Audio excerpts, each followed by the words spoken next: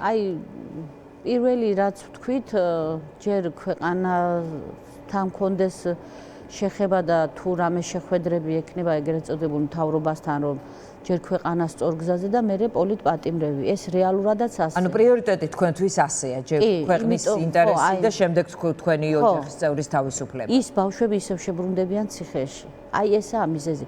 აი იმიტომ რომ სადაც სიმკაცრე აღარ არის თავისუფლება და ეს ბავშვები ხო ყველა თავისუფალ ქვეყანაში დაიბადა. ვერ შეეგუებიან, ვერანაირად ვერ შეეგუებიან და რა აზრი აქვს გამოვიყვანო დღეს რამოდენიმე თვით ან კვირით და ისევ უკან უნდა შეაბრუნონ ბავშვები და კიდევ ვინ იცის უფრო ვარესი მუხლებით და კანონებით. ამის გვეშინია და იმიტომ არ გვინდა რომ ლეგიტიმაცია მიცეს რომელიმე ოპოზიციამ. აი ორაზროვანი იყო მაგალითად შეხვედრაზე ლელო და გახარია.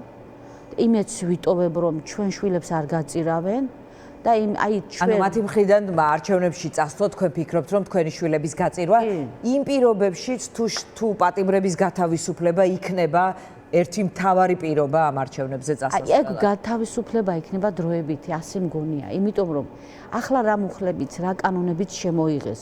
ისევ იმ წნეხში სანამ დაიჭერდნენ ხომ საშინელება მოხდა მიიღეს კანონი. იმის მერე ხო აი არ ვიცი მთელი ბუკეტი მიიღეს კანონების და მე კანონების უკან გაწვევა შეიძლება იყოს ამ არჩევნების პირობა. უკან და ისევ ნორმალურ პირობებში დაუბრუნდებით ამაზე იფიქრებ ადამიანი, მაგრამ აი ამ პირობებში ჩემი შვილი პირადად ვიცი რომ აზრი არ აქვს. აი თუ იმან ვერ უნდა თქვას ვერაფერი, სიტყვის თავისუფლება არ ექნება. ის სწავლოს და ის ვერ გამოიყენოს. აი რა აზრი აქვს ისეთ ქვეყანაში ცხოვრება, სადაც ყველანაირად ხარ შეზღუდული და ვერანაირად ვერ გამოხატავ შენ სიტყვის თავისუფლებას. აი თქვენ შეხვედრაზე ახსენეთ თითქოს არამკაფიობა, აი აქვთ პარტიებს პოზიცია ახალი ამბობს რომ არ მივიღებთ მონაწილეობას. ლელო თქვა ასევე რომ მათი მიზანი არის ახალი არჩევნების მიღება, ხოლო გახარიამ არ გამორიცხა, მაგრამ თქვა რომ მათი მიზანიც არის ერთად არჩევნები და ემზადებიან ორივე არჩევნებისთვის. მე ასე მგონია არ გამორიცხა, მაგრამ აი მოატყუებს, მიაღებინებს არჩევნებში, როგორც მაშინ გააყალბა, ახლა უფრო მათ მხარესაა კანონები, როგორც მიიღეს და ისე ლამაზად მოატყუებენ ყველაფერში, როგორც დაგიბარებიან. მე ასე მესახება და მაშინ თქვენ როგორ გესახებათ პარტიებმა, პოლიტიკური პარტიებმა პოლიტიკური დღის წესრიგით, მიზანშეწონილობით, არ ვიცი ერთმანეთთან შეთანხმებით უნდა იმოქმედონ, თუ ფიქრობთ რომ აუცილებელია მათი მხრიდან თქვენთვის ანგარიშის გაწევა და თქვენთან კომუნიკაცია. თვითონ თუ ერთმანეთში ვერ ერთიანდებიან, ჩვენ ვთქვით რომ გაერთიანდნენ ჩვენთან მშობლებთან. ხო ჩვენ შევქმნით მოძრაობა პატიმრებისთვის. ჯგუფი ჩამოვაყალიბეთ, ამიტომ ჩვენთან გაერთიანდნენ და ერთად გადავარჩინოთ ქვეყანა.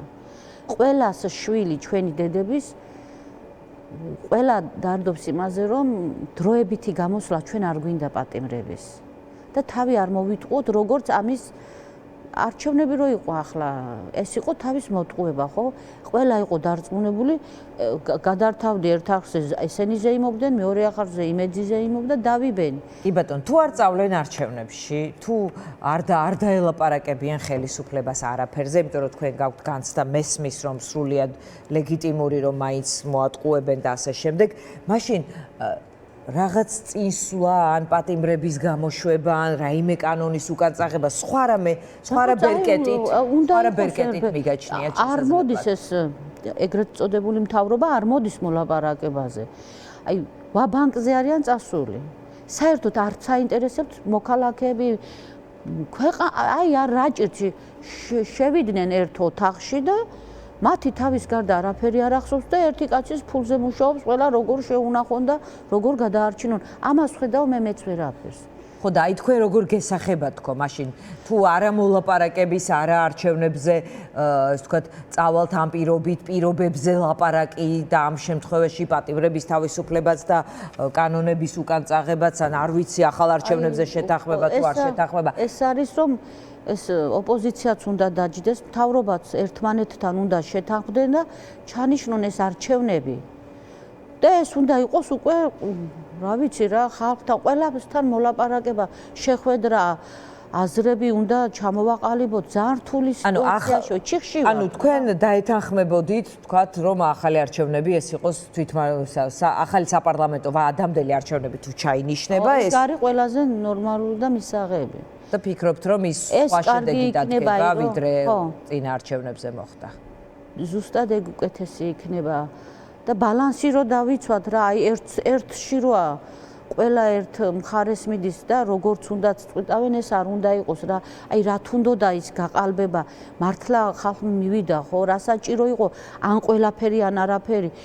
თვითონაც იყო და საკმაოდ მოცულობით იქნებოდა ქართული ოცნება.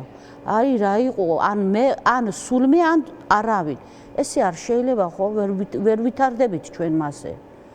ხო და რა ქნა ახლა ერთი წელია ქვეყანა პარალიზებულად აქცია. კი ბატონო, გააქვთ ეს თქოთ კომუნიკაცია პარტიებთან თუ ეს ერთი შეხვედრა იყო და ამით ერთი შეხვედრა იყო და აღარ ქონია მეტი. ხანდახან მოდიან აქციებზე დავხედავთ, ზოგი ხშირად, ზოგი რა ვიცი რა. ძალიან ისე ვართ ჩიხში შესული. ხო და აი გამოსავლის გზები ვინ უნდა მოძებნოს? არავინ არ ძებნის, აი სამწუხაროდ, არც ოპოზიცია და არც მთავრობა. აი პარალიზებულია, ხალხი მოდის, ყველა ამბობს, რომ ვერ გავჩერდებით და ქვეყანას ვერ გადავჩეხავთ რუსეთში და ვიღაცა ხო უნდა, აი პასუხისმგებლობა ეკისრება მაინც მთავრობას. გამოდი და დაუდექი სრული პასუხისმგებლობა. კი ბატონო, მადლობა. მადლობა ნარგიზ დავითაძე, ზვია ცეცხლაძის დედა იყო ჩვენი სტუმარი. რეკლამის შემდეგ დავბრუნდებით.